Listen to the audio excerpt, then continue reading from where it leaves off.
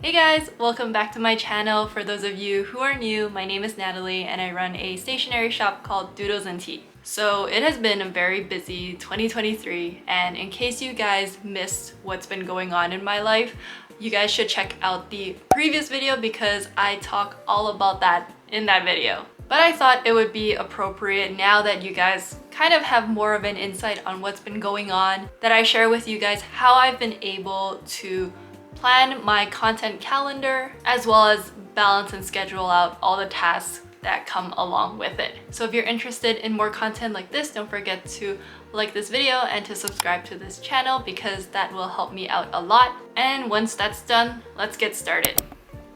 So I've broken this video down into 3 categories and I will leave the timestamps to this video down there. The first category are stickers and new products in general. The next one is Instagram posts, Reels, TikToks. And the last one are YouTube videos. And I have everything scheduled on Notion. This video is not sponsored by Notion, but you know, if they ever want to reach out, I'm open to it because I absolutely love using their platform. So I thought it would just be easier to go through everything based off different categories. So let's start off with new products for shop updates. So the first thing I would recommend figuring out is knowing how many new products you want to make, and realistically, how long is it going to take for you to make one product. This is going from the very first step of having an idea to drawing it out, designing it,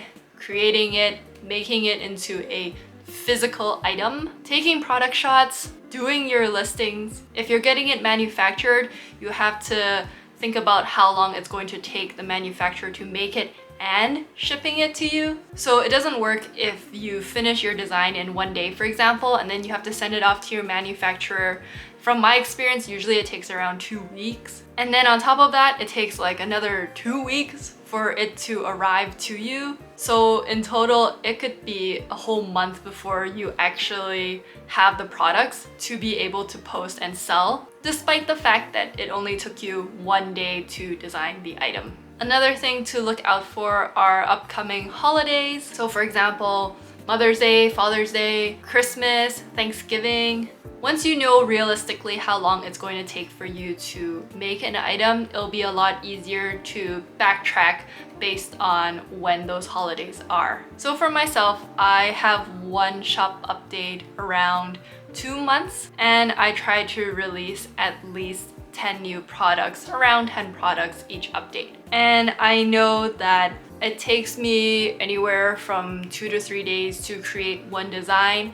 So I like to stay at least 2 to 3 months ahead, just to give myself some time in case anything comes up. Also, if along the way I have any new ideas, I like to put them on Notion. I have a table created where I will write down the idea as well as an ideal deadline that I would like. I'm also able to track the status, whether it's still just an idea, it's something I've started, have I sent it to a manufacturer, all those kinds of things. And that way it just makes things a little bit more organized for myself to keep track of. Now the next category is Instagram, posts, Reels, and TikToks. Similarly to planning my sticker ideas, I have a table that I have on my page that I use religiously. It really helps because I can see everything in an overview. So things like the title, which is a short description of the audio that I found. When I want the reel or TikTok uploaded, I have notes, for example, which audio clip I saved is which reel it's going with. I have things like the status of the reel, whether it's just an idea or I filmed it already, it's being edited, it's scheduled already on Instagram. And I also have a column where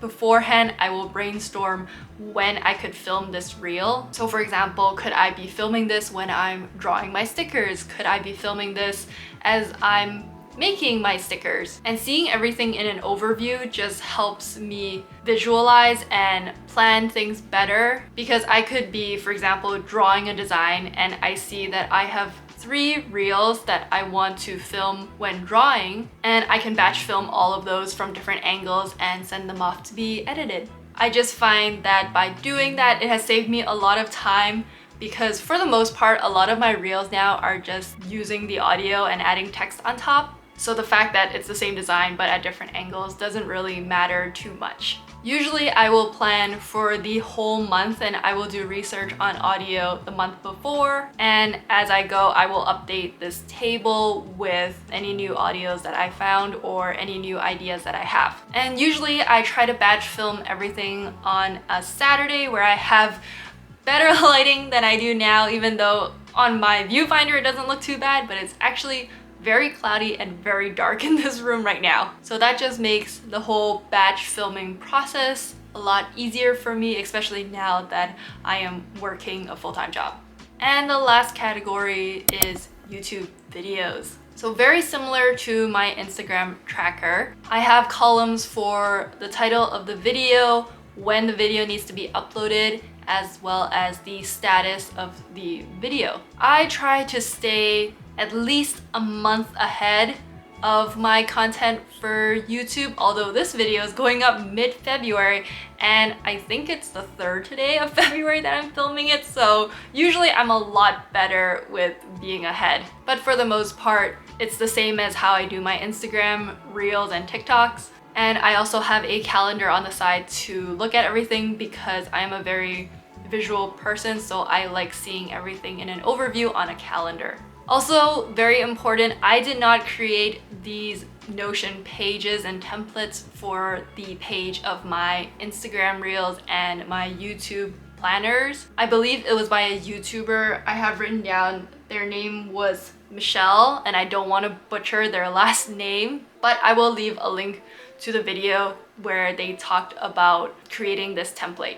So all the credits to them for creating this template, and if you guys find it useful, please go check that out.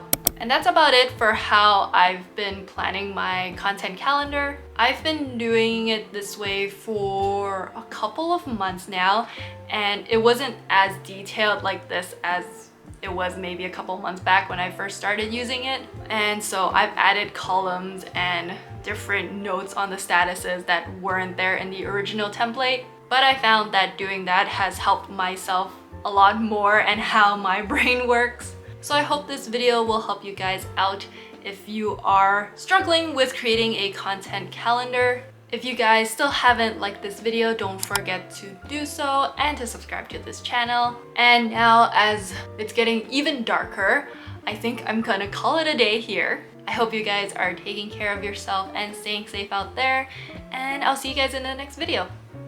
Bye!